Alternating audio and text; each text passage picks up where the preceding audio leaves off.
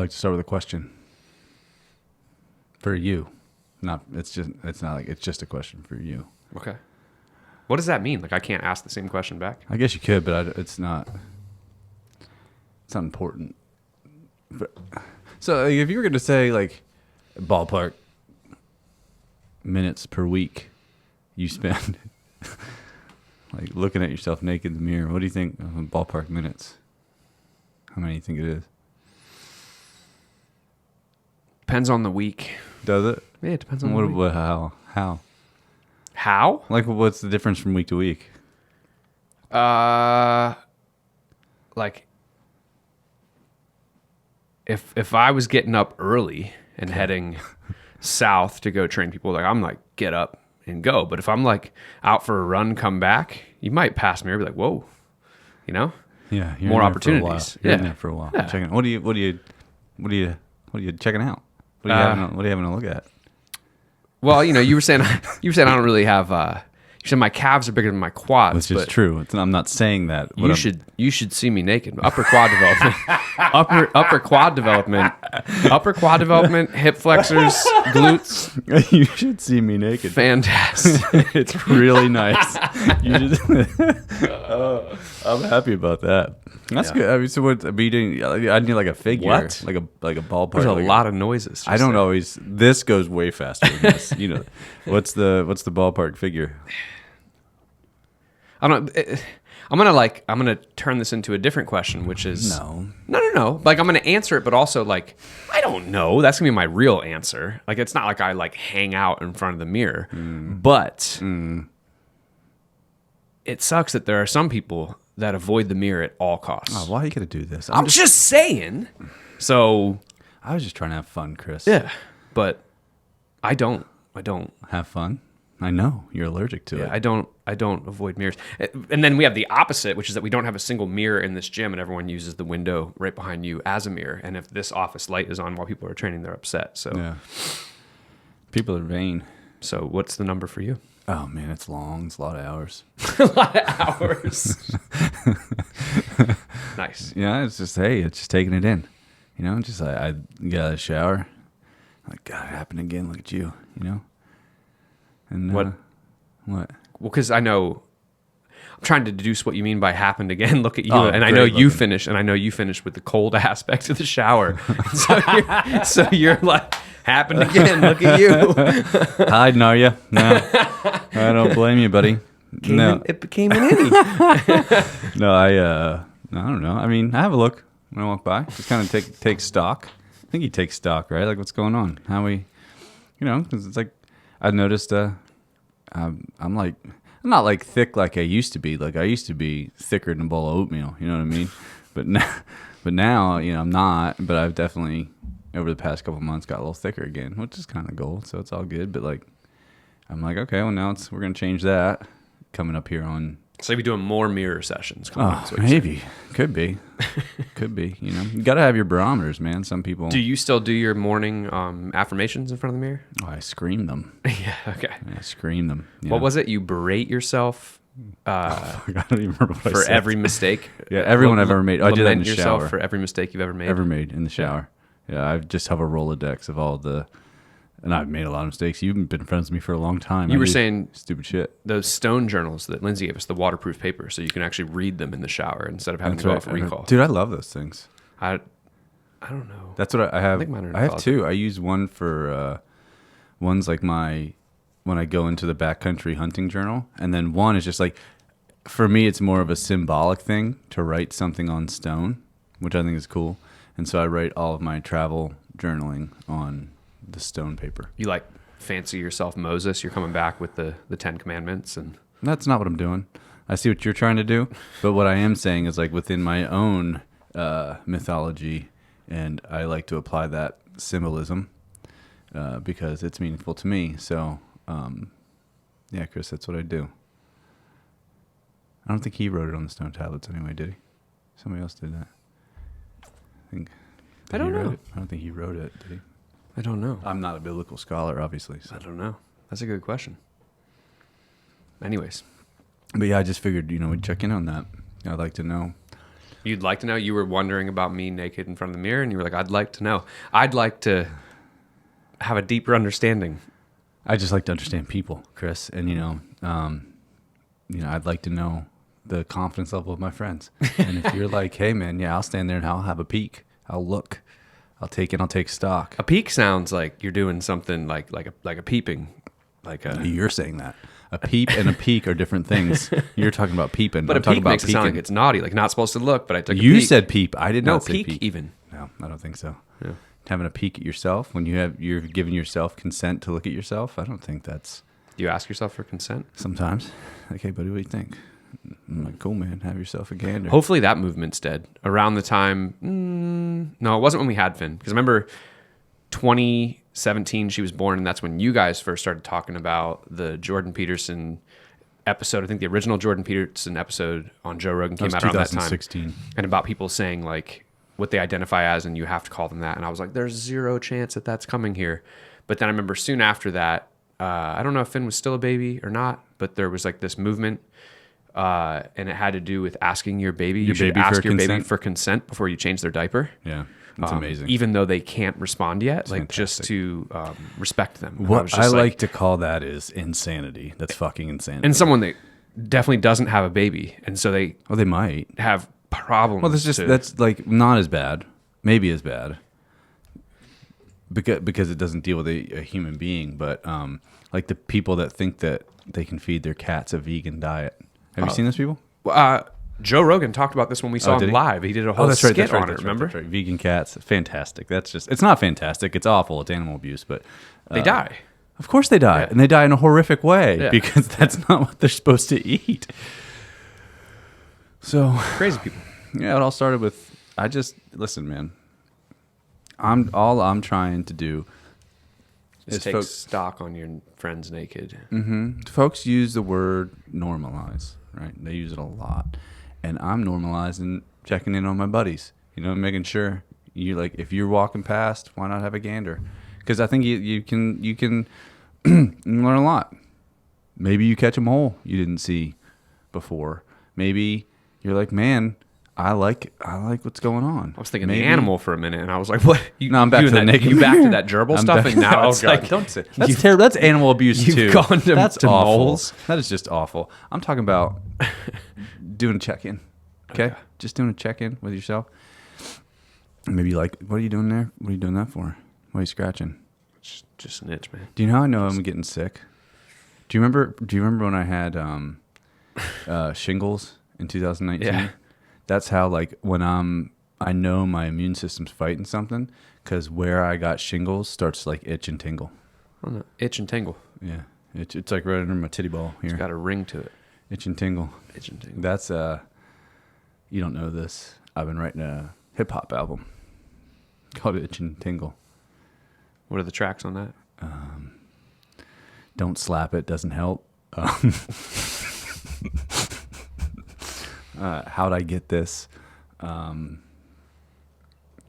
There's a slower song called Please Don't Tell Anyone. So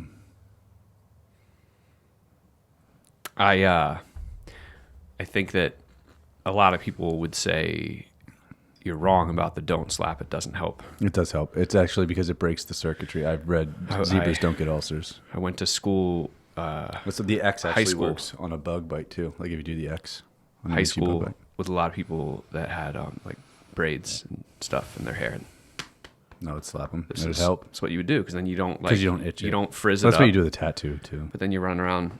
It's just Slapping hilarious the to shit sit out in of it. class and watch people hit themselves in the head, and you're like, "What are you That's doing, funny. man?" I've never So- done that. I never had braids myself. I think you should.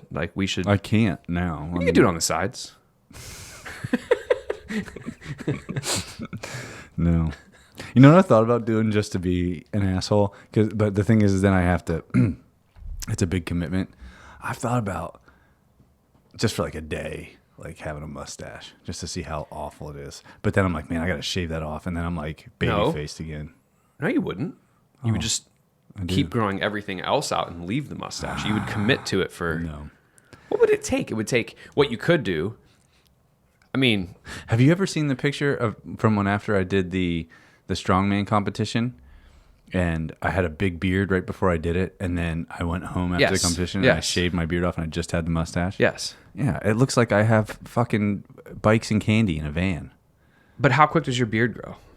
It grows fast. Pretty fast. So what I'm saying is you could actually just trim down the mustache somewhat short after you do this, and then it would even out in like 3 days. I don't think I'm going to do it. Well, Maybe I'll do it. I just don't think I'm a mustache guy. I say we both do it Should we? for next week. Because people will be so confused. Damn, but wait, hang on. Yeah, I don't think it'll matter. I was thinking like, do we have like any events that I need to Are we like, going to look shake presentable on this? for? Are we But- going to shake on this? All right. We're both doing a mustache next week. Okay, All deal. right. I'm in. Deal. Fuck. All right. All right. I don't want to do it. All right. I'll do it. All right. I love it.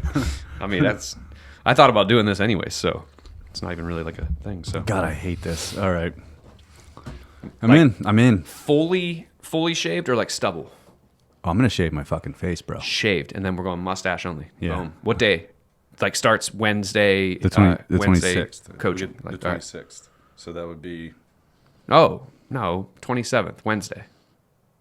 26th. We're not going to. It's the day after Christmas. No, but I'm going to do it then. Oh, okay. Yeah. Deal. Fuck. All right. Okay, cool. So, what did you learn this year? Oh, man. I did. Did you have any more progress on this? Like, Yeah, I think I did it as...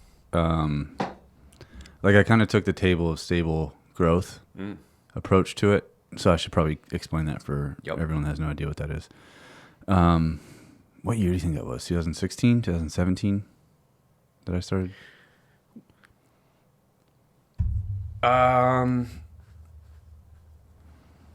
2017, Something if I like had that. to say, because I have a picture of you holding up the. We turned them into like Yeah, but I had done it before big that. foam boards. Well before that. And then we decided to use So were it. we using it in the first facility? Mm-mm. Okay, so we only moved into the second facility in Okay, so like October 20 of 2016. 2017 then. So I would say 2017. But Okay. anyways, So I like... can I say one thing? Okay. Really listen to this. Like, and this is something I was thinking about. Like, I really think we need to bring this back. Yeah. I was going to say at least with like staff here, but because we didn't really use this with the clients, we use the Where Am I At wheel, which I also think we should bring back. Yeah. At least a new update to that. But so like, if you're just like, oh, this is gonna be Chris and Todd like shooting the shit here, kind of, but like really listen to this. Like this is something that you could really use to change your life and get clarity on some things. And you can help me out with this throughout the long. So I like and need heuristics. And you know,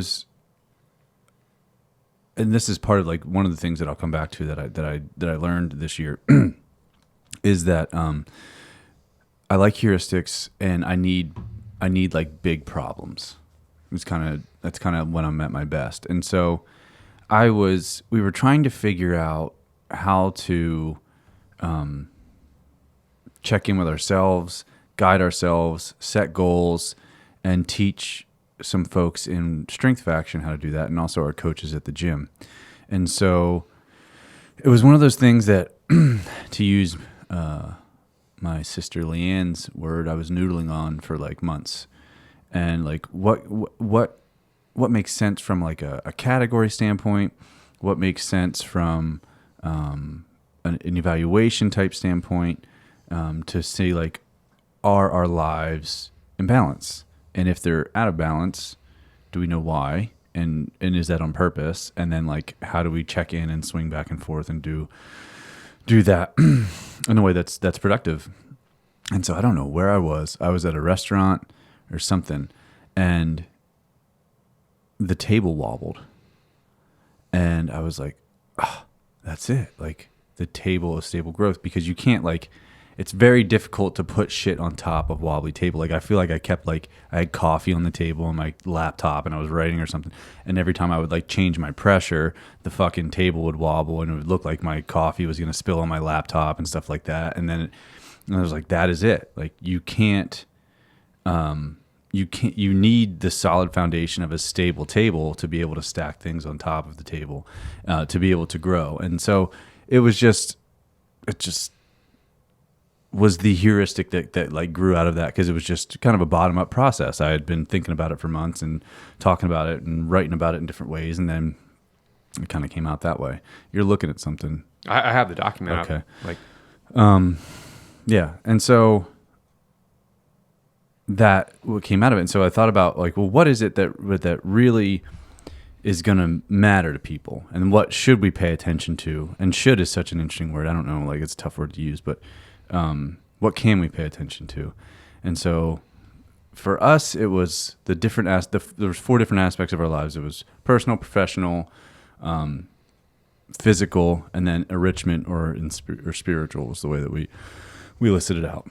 And so I created like different things like that would fall under each of those categories, and then a way to evaluate yourself to say, are you out of balance here? Do you need to set goals in this area instead of this area?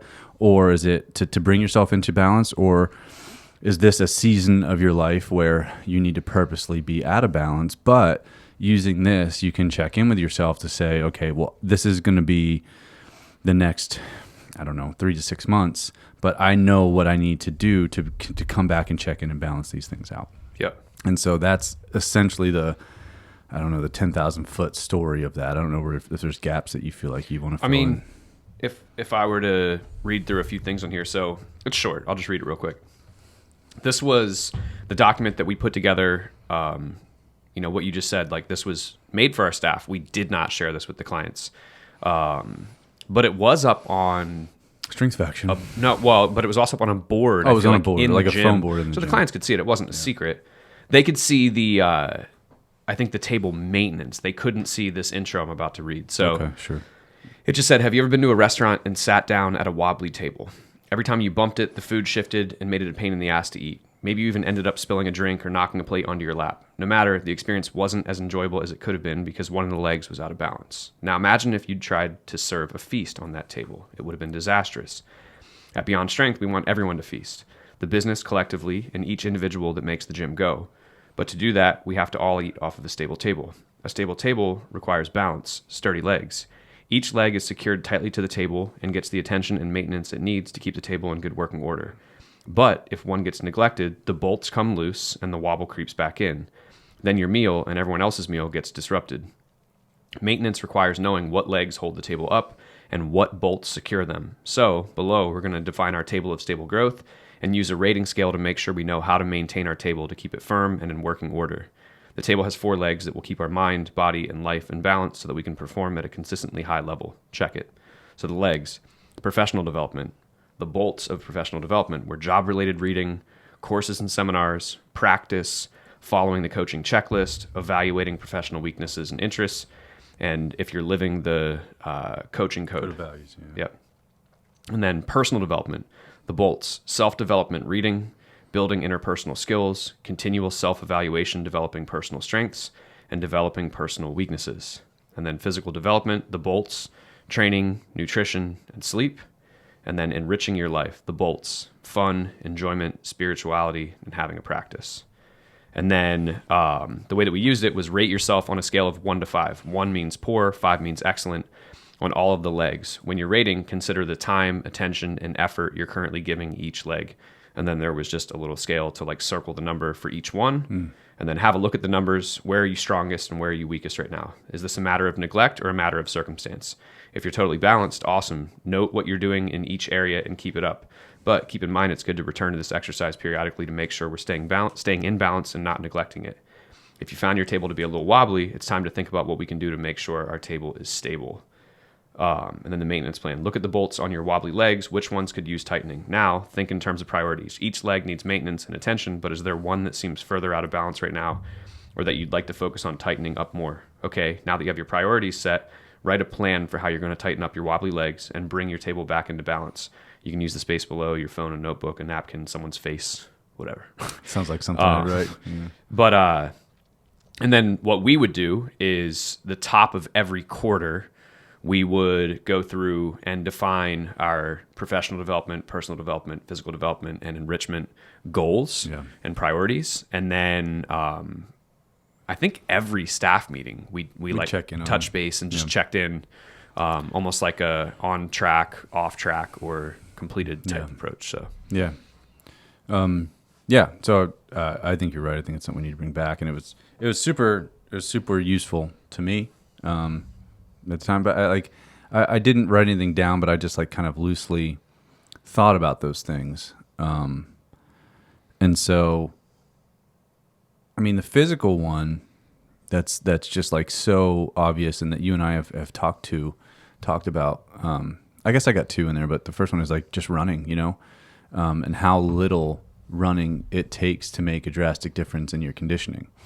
And so, like I mentioned when we were chatting the other day, I mean, like fucking the most mileage I did in a week this year was like 12 miles of running. And then there was rucking and stuff on top of that, but like running was 12 miles. And just like hardly any high intensity running at all, like all low intensity running. And just how it carried over into my conditioning and other aspects. Like, how can I tell? Well, first of all, like my heart rate didn't get nearly as high on my rucks. Like it just didn't jump the same way that it normally would have. Like, not that it was like crazy jumps or anything, but either way, it would just stay down. How much more difficult it was to get my heart rate up on things like the bike or the rower or things like that. So, and before I started running, I had a good aerobic base. Like I've done a ton of aerobic training and just not running. Well, that's not true.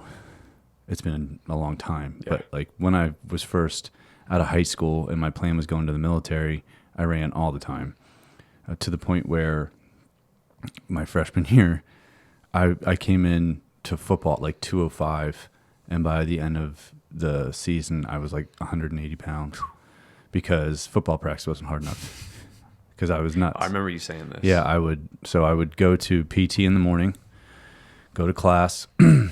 Then I would go to football practice, do all of that, do my meetings, do everything like that. And it wasn't hard enough. And there was this other kid, I can't remember if his name was Owen or Ian, something like that. And he and I would run from campus up to the field house. Then we'd run a mile around the track.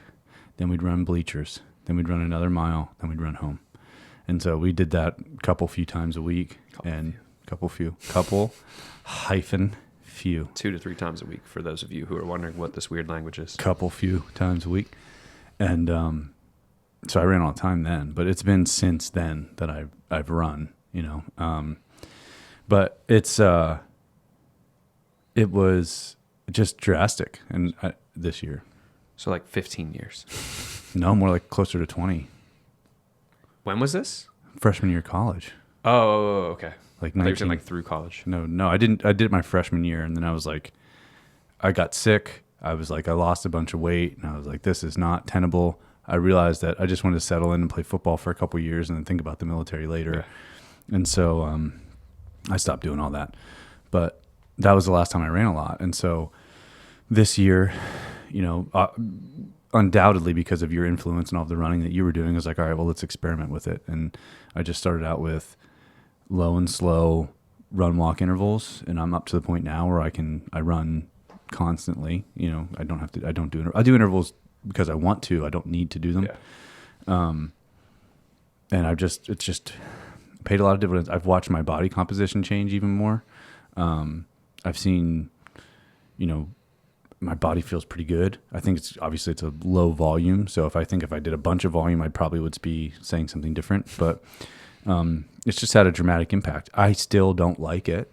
I don't enjoy it, but I see what it does for me. So I do it twice per week. And that's one of the biggest things physically. The other thing I've learned is, let me say one thing. Go ahead. Yeah. On the volume comment,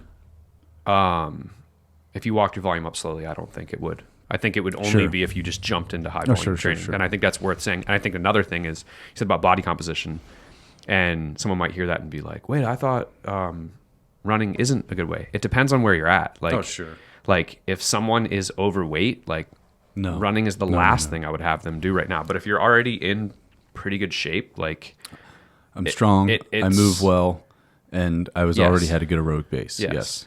and specifically to the body composition, like it was like those like, I don't know if I have a good description, but it's, I don't want to say like that final percent, but it's like, there are better ways if you have massive progress make to be to where you want to be. But if you're like, I feel like I'm in pretty good shape and you're looking to get to that, like, I don't know, next level, and you're again like fit to run, then it's fantastic. And that's one of the things where I noticed, and if I can use the information from my human predator pack mule folks, is like when I start to see people posting their rucks and like had a hard time getting my heart rate up to X on this ruck, and like running's the next step. It's time to run. Like that's the best way for you to continue to improve your conditioning, because we can't put more weight on you to ruck. Like that's stupid. And you can increase your rucking volume, but you don't need to. Like you're good enough at it that's not going to pay as big a dividends. Like it's time to run. So you're saying on to the third one. I cut you off. I'll just do one. I'll just do one more of the physical things, and then I'll cut it. And then you can do some lesson. A couple things. Like first of all, the stuff that we learned, and it's just God, it hasn't even been fucking long, but I know doing the OOV thing and like how dramatically I have to work to get good sleep. I didn't really like. I thought it was like a phenomenon that hit me as an adult.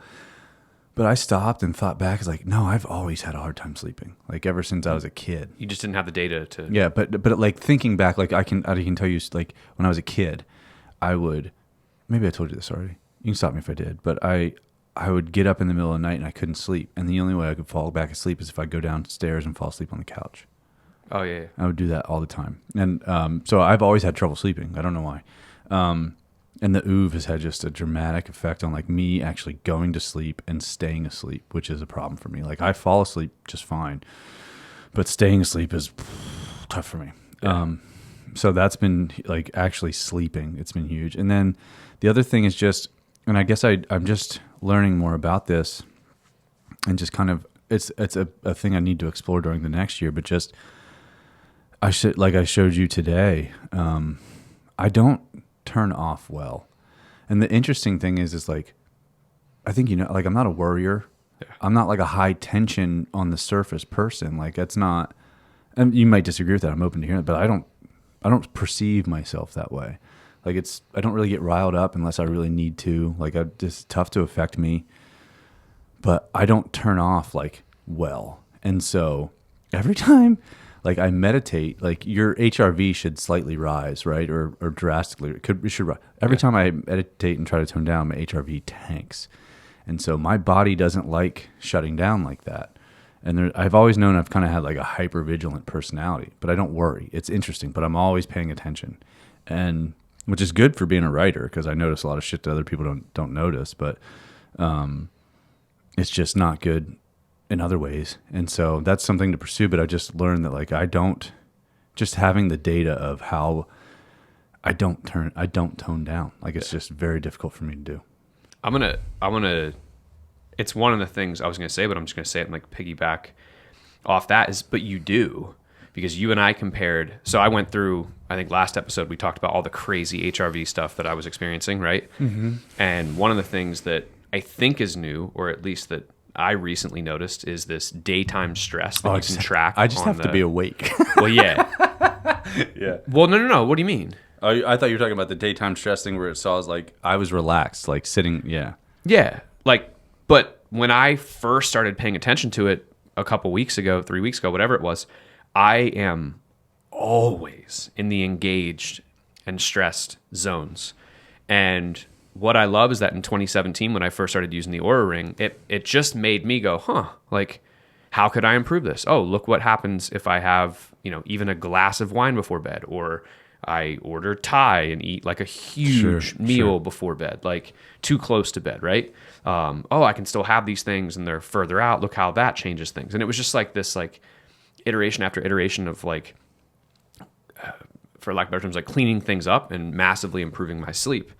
And that's been cool, and I've learned a ton since 2017 with that. But now this daytime stress, I've been paying attention to it. It's the one thing that I check in Oura like throughout the day.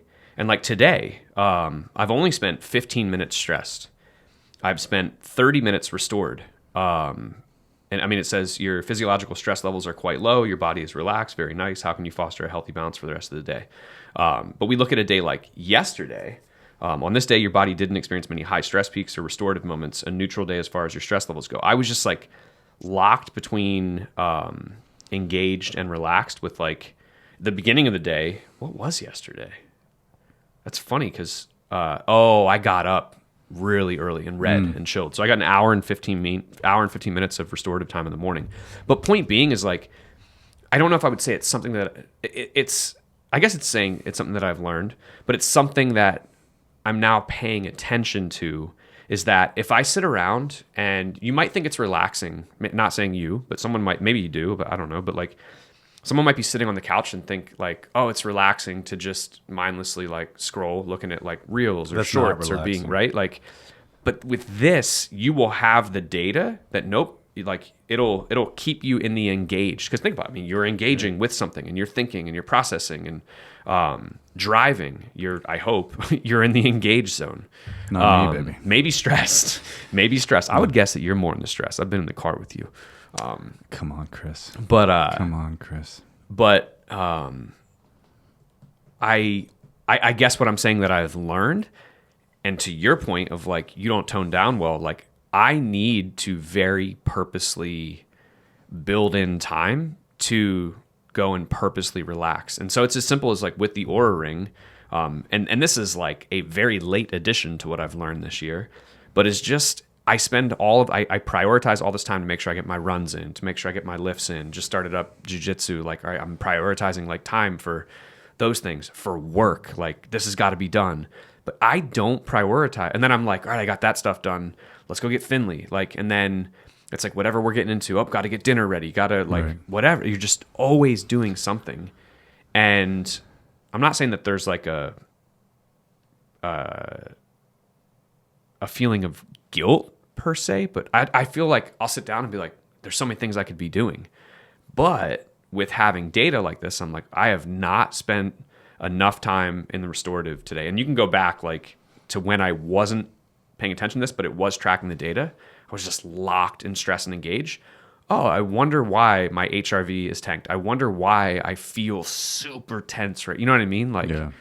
And so just using I don't think it's called Take a Moment, but in the bottom right-hand corner of the Aura Ring, you hit the plus symbol and then unguided session. Yeah. And just, not every day, but like a day like today where my prescription based on my for things from the readiness was mobility balance. And I was like, boom, I'm gonna make sure that I get in, like take a moment after coaching this morning, do a 15-minute session of that. And then also piggybacking off what you said, do the OOV, which the OOV, I wrote it as literally on my list here. I wrote late additions, things I've learned this year, and the OOV was number one on that. And I would put 17 exclamation points behind that because it's helpful. Look it up. If you're listening to this and you're like, what in the world are they talking about? Well, I can tell you that, and you've said this too, but if I'd have learned about this in any other context, I'm like, this is fucking bullshit. Yep. But like because of where we learned it and who we learned it from and how we learned it, I was open to it. And like, I'm very glad that I was. And it was the way that it was introduced. It was introduced like kind of in jest. Like they were joking and laughing and saying like, I guess maybe in jest isn't the right word, but like acknowledging like this thing looks ridiculous, crazy, right? Yeah. Like everyone in the room is like, so what are we doing with the sex toys over there? Like, my daughter has a more appropriate name for it, which is she's like the turtle, because it's like you have the shell and then the head kind of comes does up. Look like a turtle. Yeah. So you could also call it a turtle, but it's silly looking, and watching someone on it looks gimmicky. Oh, sure it does. But what I was getting at, where I was like, I love the way they introduced it, was obviously with humor. But then they were like, just try this. It's an experiment. See what happens with your sleep tonight. And that was the very first day of the seminar. And everyone, the next morning, it was like, what did you experience from it? And like almost everyone. There was like one or two people that were like, no, I really didn't see a change. But it was crazy. It was crazy. Yeah. So super cool. Yeah, it does help a lot. I wrote down a few things here. I mean, you went physical. Yeah, I figured we just go back and forth. If I'm going to go I really only have two things physical on here. And the one was just like, after my experience of using a coach to get ready for the Georgia Death Race, and man, like I we're not going to, I don't want to, but if we were to like sit down and interview him, I have a feeling that he might be like, oh man, like I thought you were doing way more running before you started with me. Mm-hmm. I don't think he did a good job of really getting a baseline on like what I'm currently doing, because I mean, my very, very first week of training with him, there was a ton of volume in the week to begin with. And then that Friday, I remember it was the day that we did the baseball thing, the ballpark Loudon or whatever, where we went and hit the batting cages with the members. Yep. But I remember that was my very first long run, and it was 2.5 or 3 hours. And I remember sending you, because you were like, what's going on? Like, what? Because we were supposed to be going to Top Golf, and I was like, dude, the reservation, like, we can't have that many people or whatever. I was like, I'm scrambling to figure something out, and then I wasn't answering you, and I think you sent me like a question mark, and I finally sent you a screenshot of my watch, like how many miles I just put in. But I reflect on like that very night, like my knees hurt getting up from the table, but I acclimated to it pretty well. But I just had this like, it was my knees, just general like achiness, and then it went to like long runs in the coming weeks where like my hip flexors were shot. Like lifting my knees after long runs was like, nope. I remember that. Especially like, I forget which side, one side. But then that went away. It was like, I acclimated through pain. And I ultimately did okay until I sprained my ankle. And then it was just like this cascade of like one problem after another. But I look at all of it, and at that time it was like, all right, this is what he wrote. Like, I guess this is how you have to approach it. But then, even though I didn't get to do the 50 miler because of getting sick, I mean, I did the entire train up, right? Like right through I finished peak week. I should have had a 2-week deload. I didn't get to do that, but I know the shape I was in. I know what I was doing, and I was in phenomenally better shape than I was for the Georgia Death Race with both. I would have to go back and actually look at weeks. I don't think that it was less volume. What I wrote down was how to program running and lifting without killing myself and others, because then I've helped plenty of other people now since. And really it's like you look at Todd just choked on tea. I'm okay.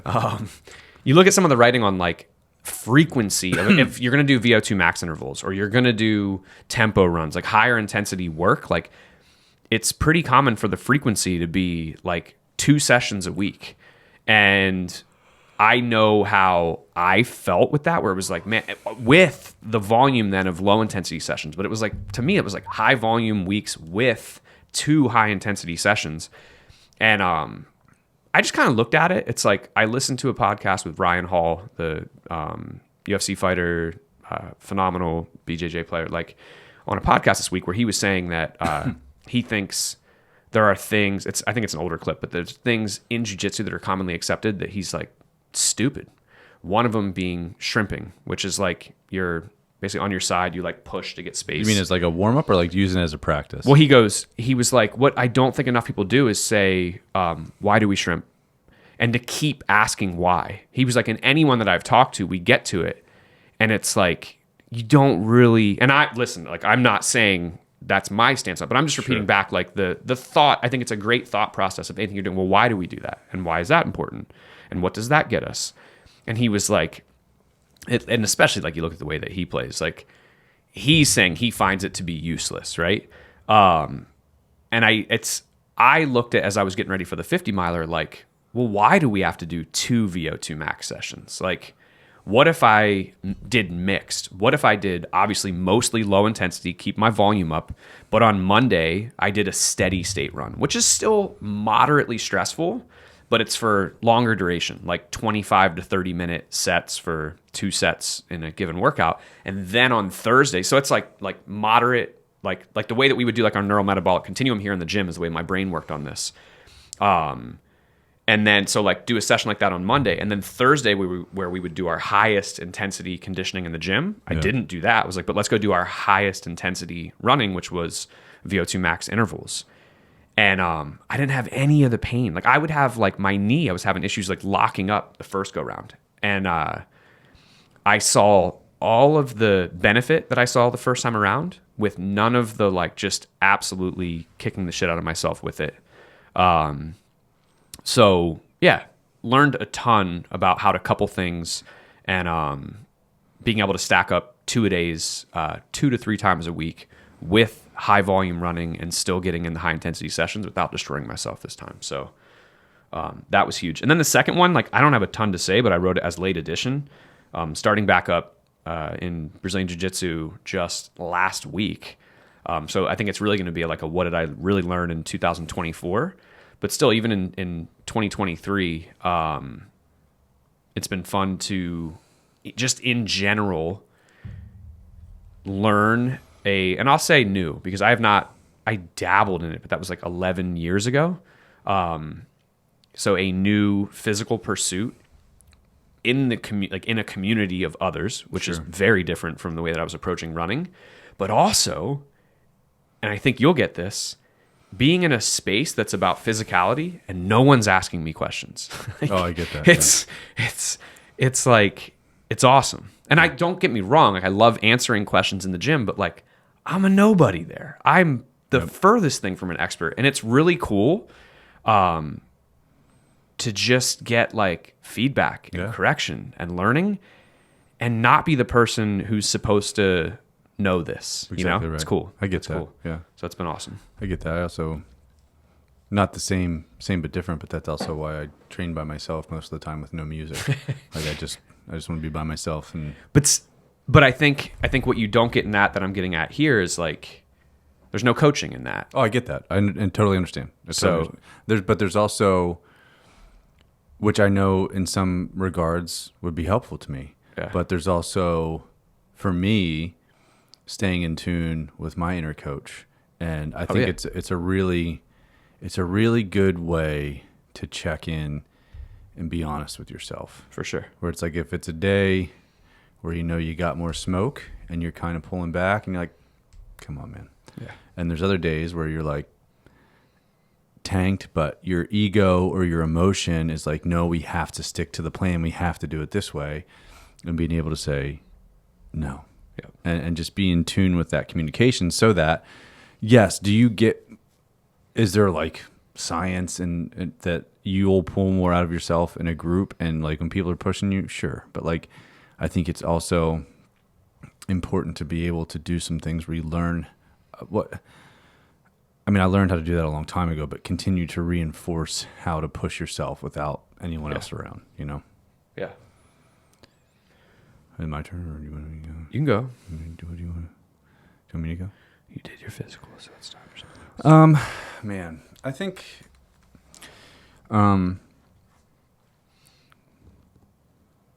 my personal and enrichment ones kind of coalesce, I guess I'll say, and I guess that's we had a kind of a conversation about this the other day. You're gonna steal mine. What is it? I don't know. Go ahead. What is it? I'm not gonna steal anything from Go ahead. you. Go. I'm not gonna steal yours. All right. Good. I started reading Zen and the Art of Motorcycle Maintenance again, and I've read it. Jesus, I don't know how many times since the first time I read it in like 2013. It's that and East of Eden are my two favorite books, and they're both like just hard for different reasons. East of Eden is hard because it makes you look at every aspect of your humanity because it literally comes out in all of the characters. And then Zen and the Art of Motorcycle Maintenance is hard intellectually, in a lot of different ways. And I just realized, I looked back, I've kept a record of everything that I've read since 2016. And there are years in there where there's 50 plus books, this year I'm at like 26, something like that. And which is fine. Still like more than 2 a month. Which is fine, right? It's fine. It doesn't matter. It really does not matter. But like going back to something like creating this table of stable growth, there was a problem. I had to solve it. I thrashed around intellectually and cognitive, like I just to find this answer, and I pushed myself to get there, and stayed in it. And so one of the things that I realized is I think I personally, and like, I don't know, enrichment and spiritually make more progress when I am consistently in touch with difficult things to read, things that challenge me in just about every way. And that's typically either brings a problem to the surface, or it's because I have a problem that I'm trying to solve. And not necessarily like a personal problem, but you know what I mean? Like some kind of issue. I'm like, not even like a question. I'll say even just a question. Like I have to figure this out. And so when I have a question or there's something that I'm trying to do, like I'm fucking ferocious, and I work through it and I get it figured out, and I feel. And so I'm kind of at this juxtaposition where like I feel like I need that, and then, and I didn't really have that at all this year. I don't think, and so like I think I've learned that kind of challenge and physical challenge has to be a regular part of my day to day, month to month, week to week, and I even reflect back on when I moved away from Connecticut and I moved back home to Pennsylvania for like 9 months, and I knew that like I needed to be pushed. And do you remember I had you send me a weekly challenge? Yep. And I was like, I need something hard to do every week. I don't care what it is, just make me do something that I don't want to do. And because it's like this weird thing. I guess maybe I don't have this all totally figured out, but I always felt happier, when I had things like that. But like I look at it now, I was like, I'm happy. Like there's not, obviously there are things that I'd like to have more of in my life or whatever it might be, just like anybody else, but I'm happy. But it's just interesting that like I look at, and there are different reasons for why I didn't have the same kind of focus on intellectually stimulating things or whatever you might want to call it. But I look at like what I used to do. Like I would sit there and just devour entire lectures on YouTube, and then I'd read the entire book, and then I'd do this, and I'd think about it, and I'd talk about it, and I was just like always in that headspace. And I just realized how much progress I made in certain ways with that. And like I also realized that I probably sounded like a crazy bastard all the time too.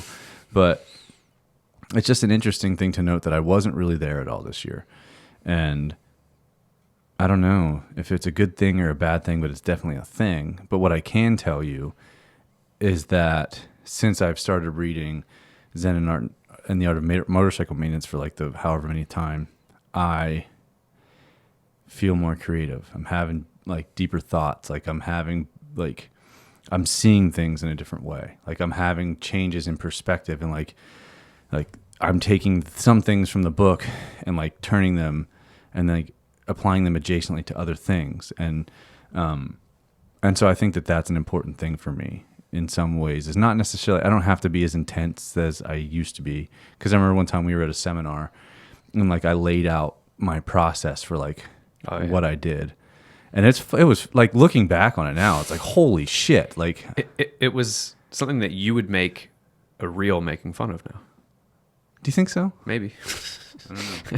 I don't know. Like it was fucking intense. Like the way that I used to approach obtaining and learning information, like it was intense.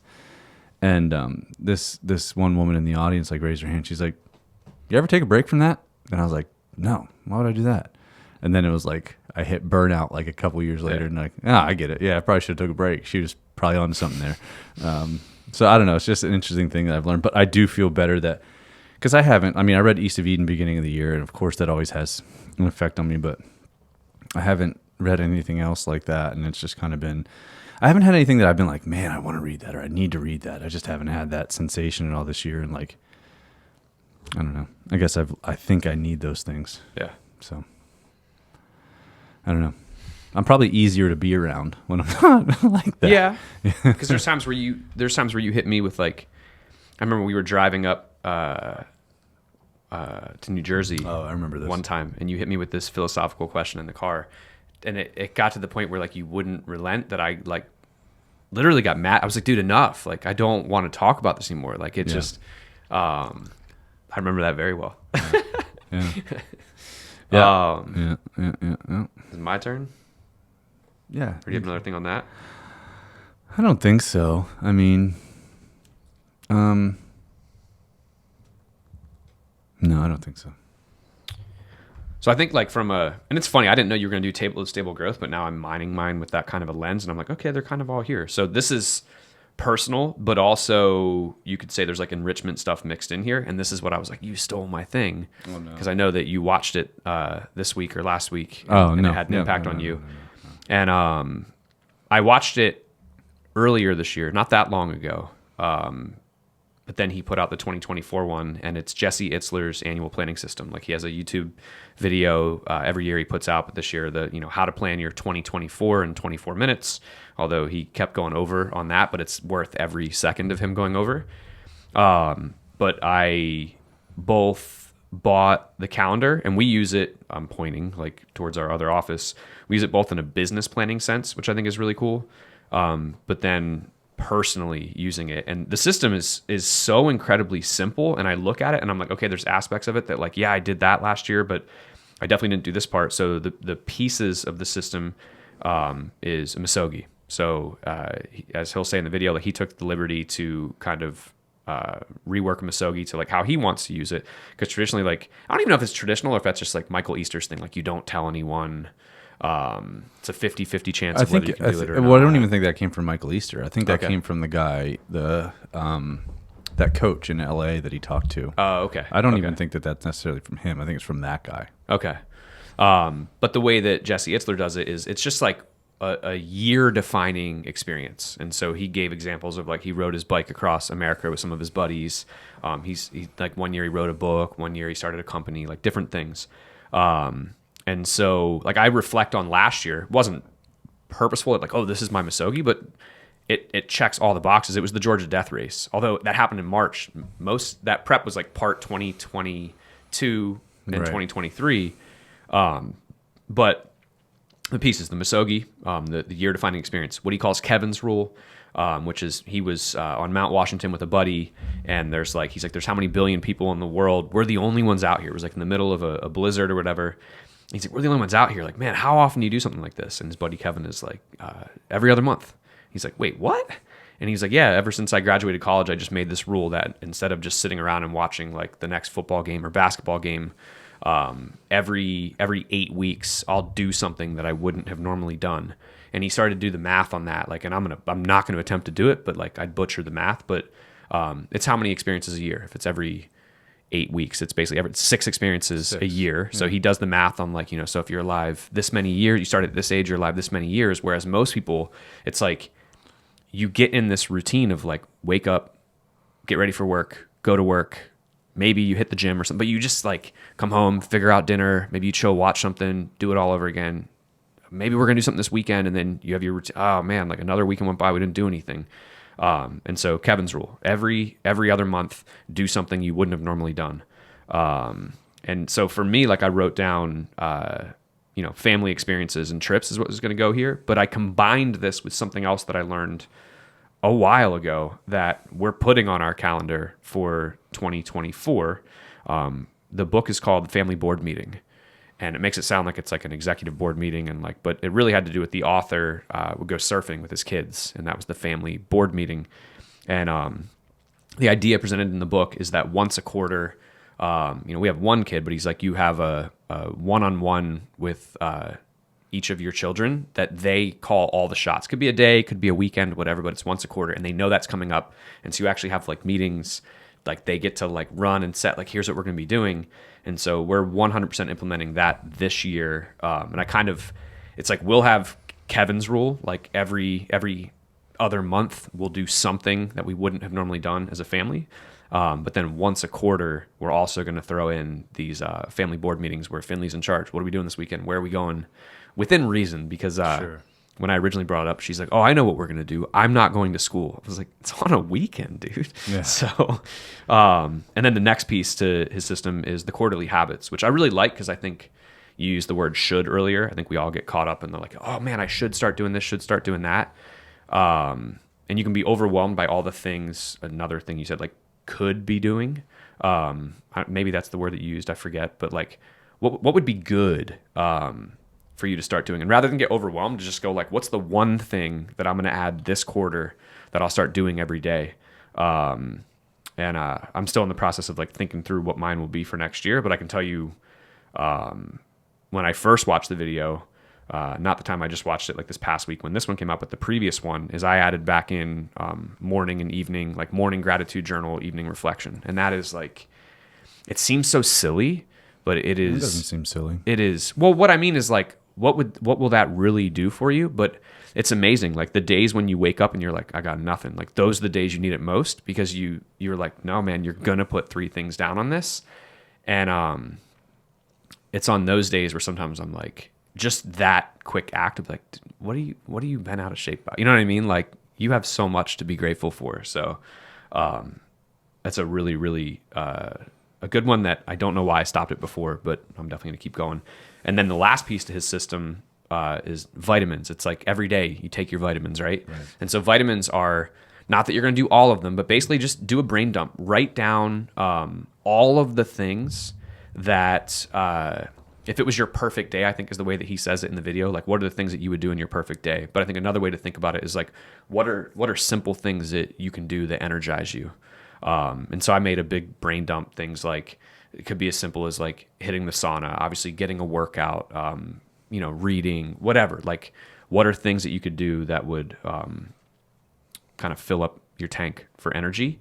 And then I think he says in the video like 3 to 5. You're not going to do all of them, but you pick like 3 to 5 every day. Make sure you knock out 3 to 5 of those things, and it'll make for a fantastic year. But I love that system. I love the simplicity of it. I think you should steal it. And again, like I know you bought the calendar. I did. We have it here at the gym. And what's cool is like, so I was saying that's like personal and also enrichment, because like the fun stuff that'll like this will make us be way more mindful about like building fun into everything. But it also kind of touches on the professional part, because you can listen to anything and extrapolate it to a different circumstance. And so like the first time I listened to the How to Plan Your 2023 video, I was like, it's what we need for business. Like for business, we could, what's our year defining thing that we want to do in 2024? Every 8 weeks, it's like, so we're like, I'm not saying it was like, this is how we do it, but it's like, you look at it, like we're building in these different like Saturday events, but then also the like first and third phases. Every third week, we're going to be building in these different challenges. It's like, so just ways that we don't get caught up in the routine of like people show up, this is what the training is, building a little more surprise and fun.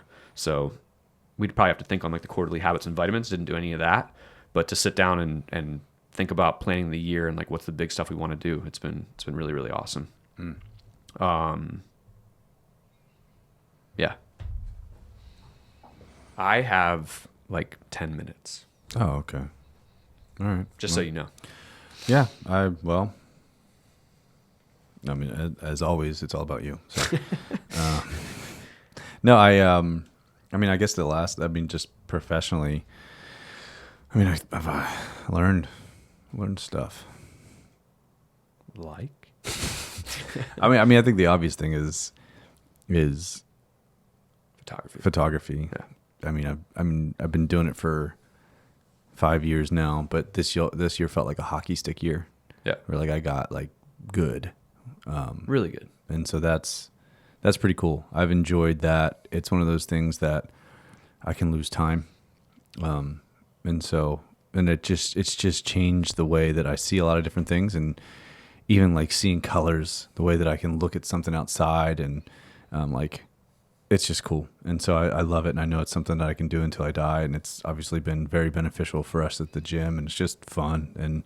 But that's been my biggest piece of professional growth this year, and where I've learned the most is like, it's like cool, because when it comes to like strength and conditioning stuff, and like there's so many ways that I just don't have to think anymore. Like yeah. I know what to do, and I don't know that I'll ever totally feel that way about photography, but I'm getting like some pretty cool glimpses of like, oh, I just know what to do here. I think you've established your style this year is what I've seen. Cool. Yeah. And even look at like your Instagram. And I was showing someone the other night who's a photographer, and they were impressed by it. But even for me, just to see like visually, if you just scroll down your timeline a little bit, like very recently, just like with this, like the white border and just like this aesthetic that like, it's awesome. It's awesome. Thanks, you can I see. appreciate that. Thank you. It's easy to do the work when you just want to do it, you know, so. It's fun. Yeah. What else do you have to say? I mean, I really just have like two more professional things on here. And I think that these will be true for both of us, but going back to the table of stable growth, I think the biggest learning this year was, Gotcha. man, I do best when I have a business coach, like in so many ways. And sometimes business coaching and one-on-one, I don't like jumping on big group mastermind calls, or I like to sit down with someone one-on-one, and show up with like, sometimes show up and just be like, dude, there's days where I showed up to calls, with my coach. His name's Tommy, although I'm switching coaches now because he's essentially retiring from that industry. Dang it. Yeah. But some days I would show up and I would be like just dejected. And the normal flow of running a business where like, and then he would just ask questions of me and be like, well, I'm looking at your numbers here. Like everything's pretty good. And then I'd be like, oh, hey, kind of right. Like, and then like we would talk about like what's really going on and, oh, cool. Like, well, you know, and with someone like him who's had as much experience as he has, like, well, here's this experience that I've had, or here's other people that I've coached. Like, let's look at this, you know, and I realize I'm being very general here, but just over and over throughout the course of the year, meeting with him and overcoming different things. But so like just countless takeaways from that. And I think one of them is like always be a student. So like I'm doing it in jiu-jitsu, but also like always be a student in business as well. And that's when we see the biggest growth in business. And this year, I think, man, at times this year was some of our I don't know if I want to say our most difficult. Definitely wasn't our most difficult, but there was some difficult periods of this year from a professional standpoint, especially the beginning of the year. But I really mean what I said at the end of the year party here that we just did this past weekend, where I'm just like, this year was awesome. Like we really, really do have a ton to be grateful for. But if I go at actual like business lessons, I think the biggest things that I learned, I think we learned, is like, who are we actually for? Yeah, for was sure. Massive this year. For sure. Because you even look at like, there's things that we need to update from a branding standpoint, and some of the things like in our member success guide and like our lead magnet, that we will be updating in 2024. But like, we know who we're for, and just as importantly, like we know who we are not for. Like we've defined our enemies. Which sounds crazy to say, but if you heard it, you'd be like, oh, that makes sense. Maybe it doesn't sound crazy to say. I don't know. But I'm just going to start picking fights. but we know who we're for. And what's cool is that allows us to just go, when we're doing certain things. And if someone's like, I don't know if you got, like, it's cool. We're not for everyone. Like, and if we're not for whatever you're concerned about, like, that's okay. Yeah. And so far in our experience, like, it's worked out. It's worked out real well. And it's led us to have a business that we are having way more fun with. And then the second piece to that is like one of the biggest takeaways from working with Tommy. Our onboarding system has been taught in other masterminds and people have taken it, and it worked fantastically.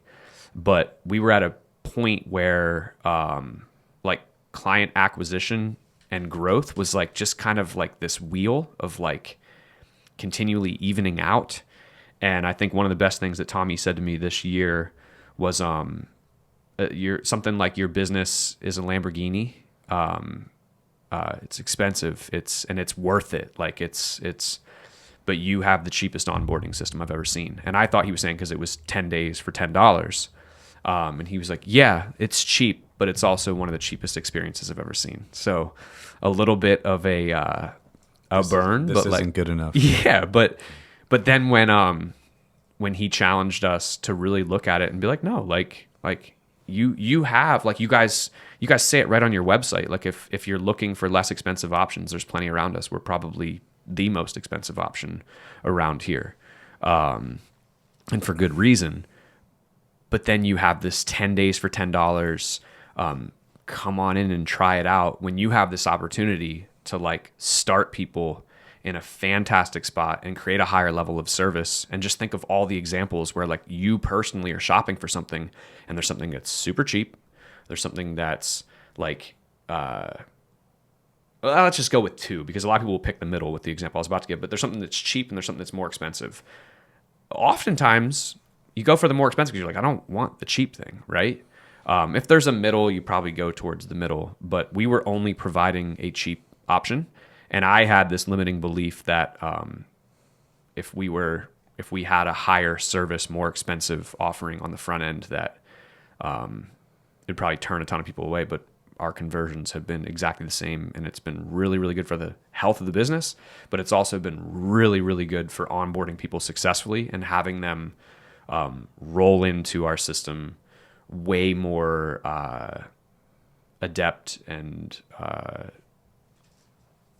successful, I guess we'll say. So outside of that, I have one more thing, and it's something from this week, and it's something that our tactical guys that we work with, I shared with them, and one of them was like, dude, please post that to us. Like, we need to hear that. But I think everyone needs to hear it, and it goes back to what we were saying about always go, go, go, and like we want to fix things and whatever. But this comes from Brad Stulberg in the book. I'm trying to think of what the groundedness. I'm trying to think of, it's not the art of groundedness, but the practice of groundedness or something like that.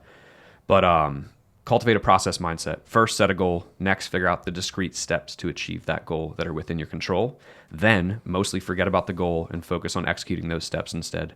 Judge yourself based on your level of presence and the effort you are exerting in the moment. And then these next two parts. If you catch yourself obsessing about the goal, use that as a cue to ask yourself what you could be doing right now to help you achieve it. Sometimes the answer may be nothing at all, resting. And then throughout your process, remember that doing stuff for the sake of doing stuff isn't progress. It's just doing stuff. And those last two pieces, like sometimes the answer may be nothing at all, resting. And throughout your process, remember that doing stuff for the sake of doing stuff isn't progress. It's just doing stuff. I think I need to hear that. Sure. And a lot of people need to hear that, because we think that more is more. But for sure. Much of the time, less can be more. Did you? Oh, you just changed it back. I just changed the camera. You had it on you for most of the time. I never put it on you this whole episode. Just like it was just mostly you. And most of the time you were talking, I was just like rolling. Yeah. There's a lot of people probably should do that. Honestly, I don't fucking know. Boom. All right, we're done. Okay, bye now. Yeah, let's end it.